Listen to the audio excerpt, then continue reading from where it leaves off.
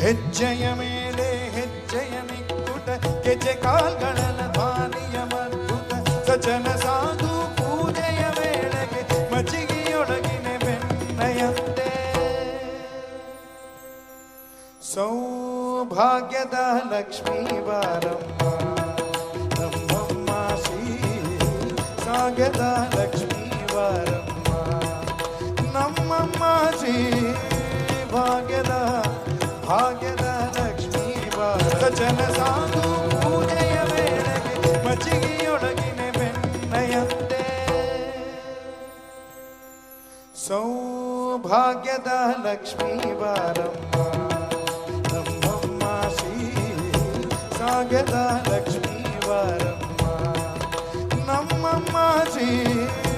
ಭಾಗ್ಯದ